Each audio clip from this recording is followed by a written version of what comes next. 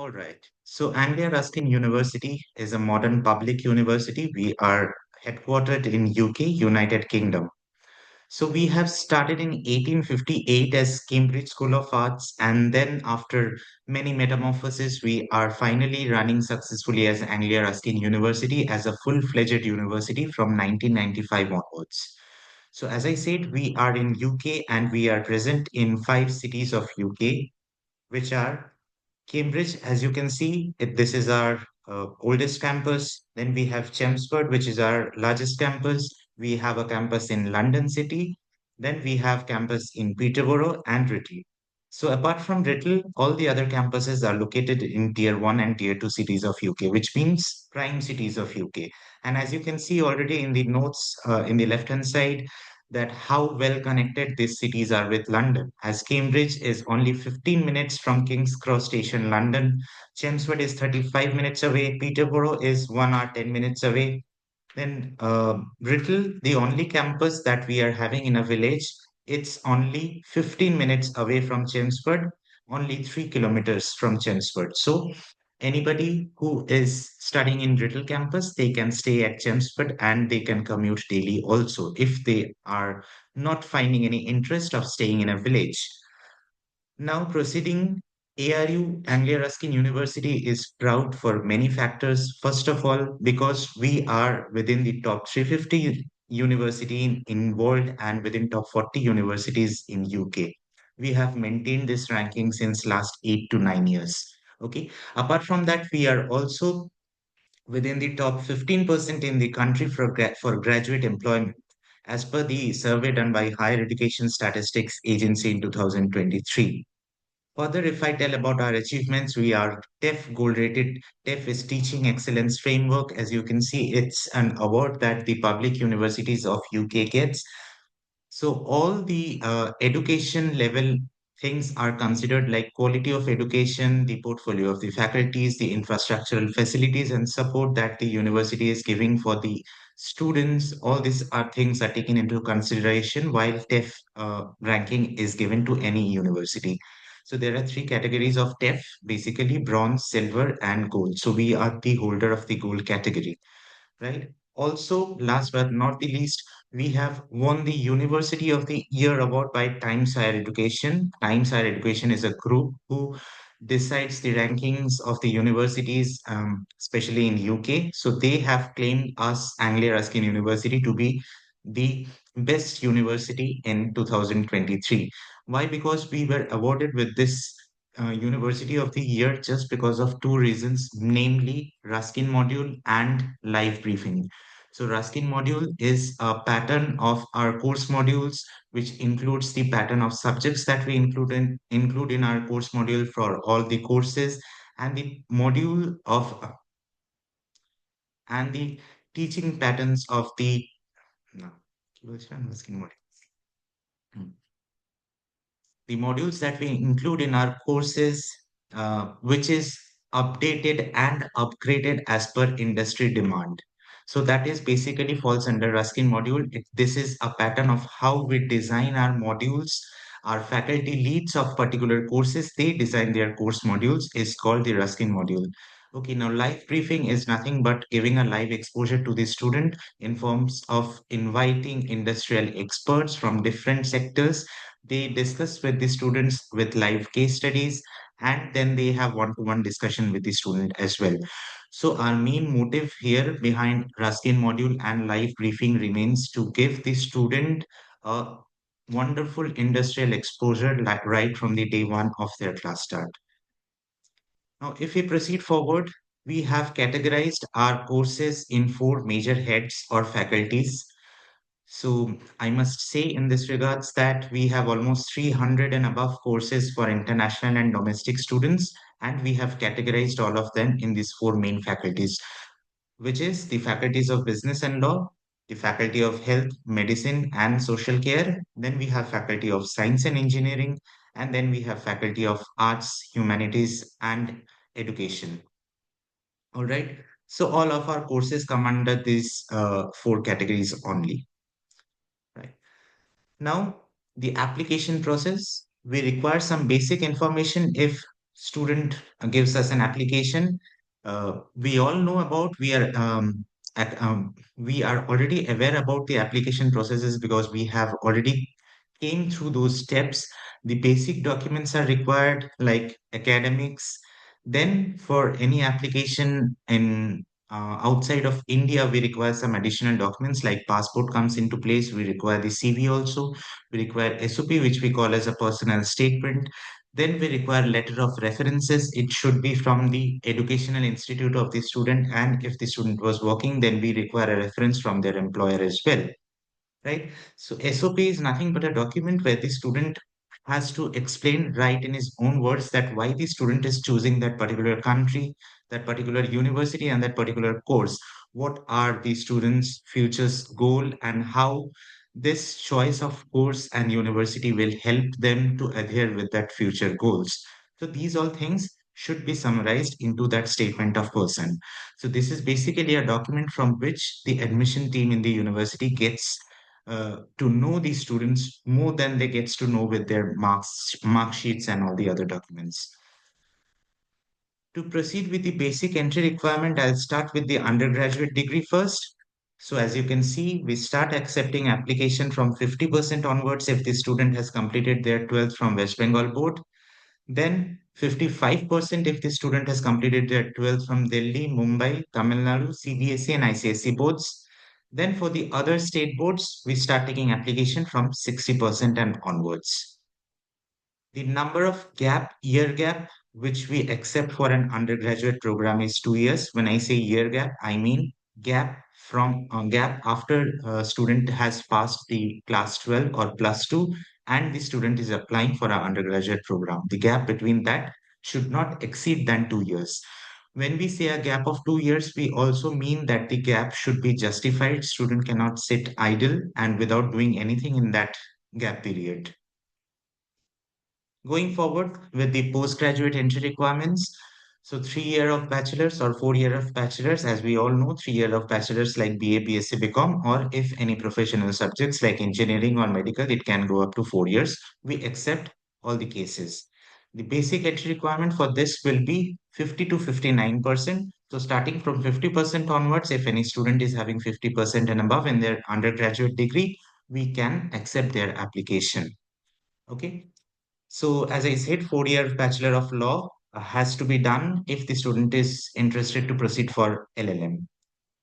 Now, again, there is an exception with the University of Delhi and University of Calcutta, wherein the students can apply if they are having only 45% and onwards. Now, going forward, applicants with only less than 10 receipts, which means backlogs. The number of backlogs in undergraduate program should not exceed than 10, and students should have cleared all the backlogs in one extra year only.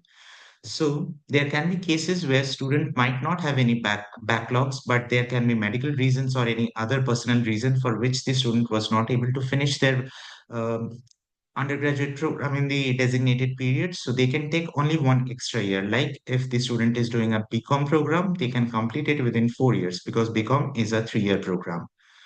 Well, going forward for postgraduate program, we accept only 5 years of gap.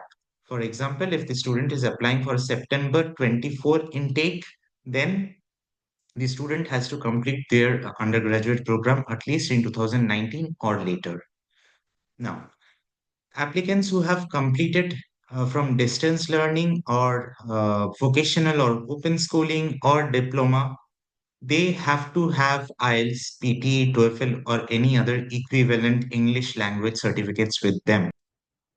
Now, we all know that studying abroad attracts some English language certifications as well. Some of the common English language certificates are like IELTS, PT, TOEFL, etc.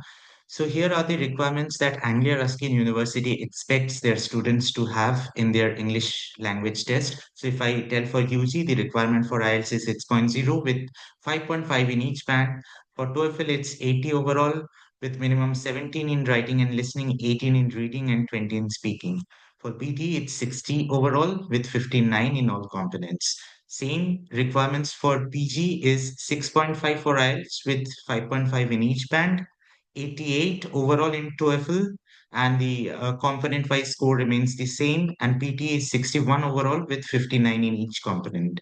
Now, ARU does not accept any home-based or online examinations of these tests. So all of these tests should be academic and institute-based. Okay.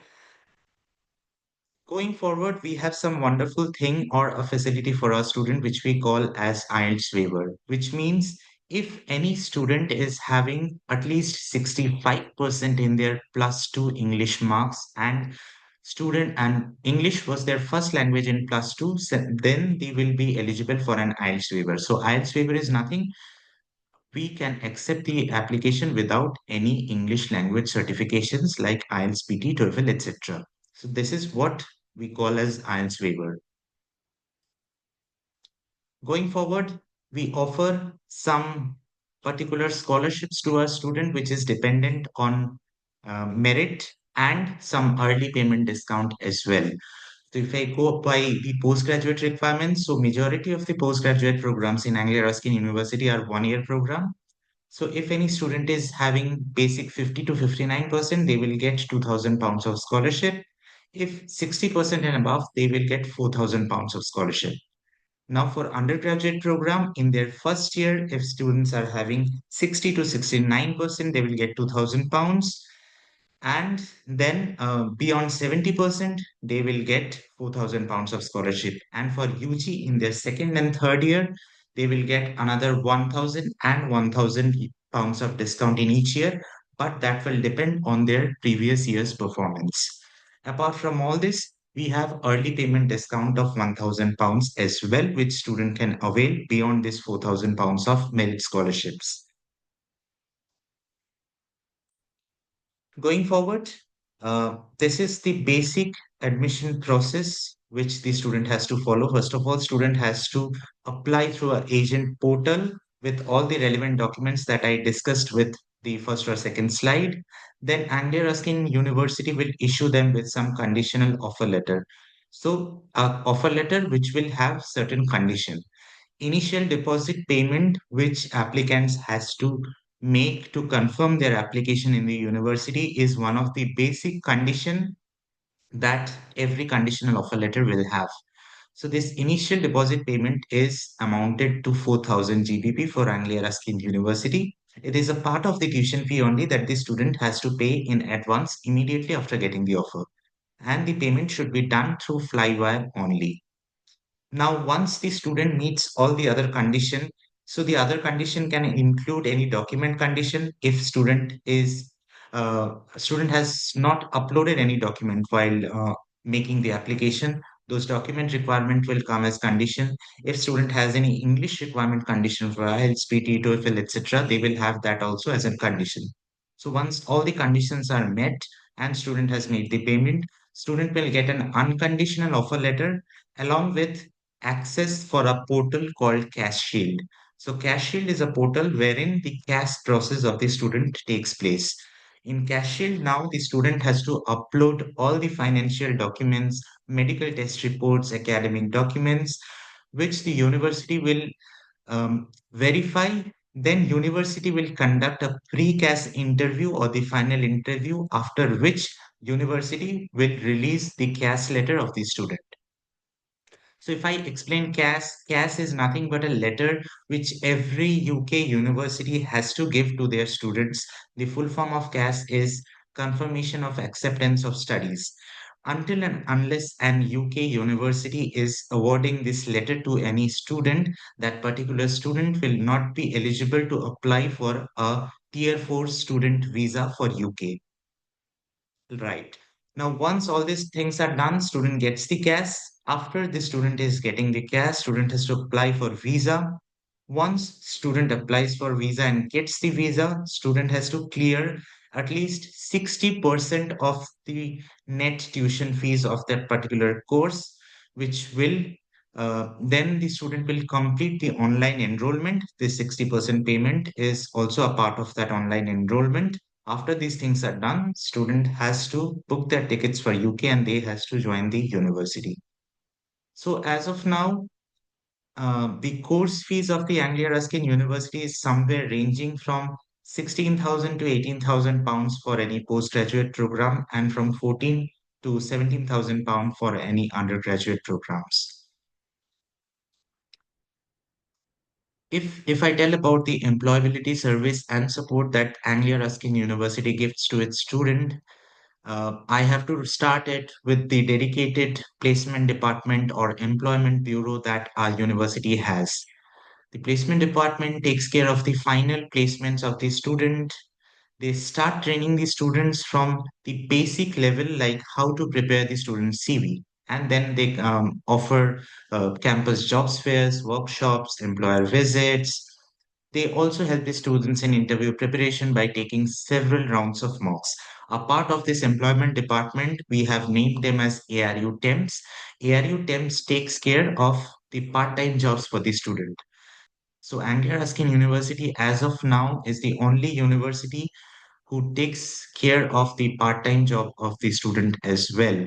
So we source various part-time jobs from where our students can check the opportunities which is relevant for them and they can apply for them. The ARU temps department will help them in any issue that the student might be facing in getting a part-time job also. Apart from this, we have entrepreneurship incubator program also, wherein we help the student in building themselves as entrepreneurs. That is also conducted by a third department called AREA, Anglia Ruskin Enterprise Academy. So, all right, these are the basic details about Anglia Ruskin University. Thank you.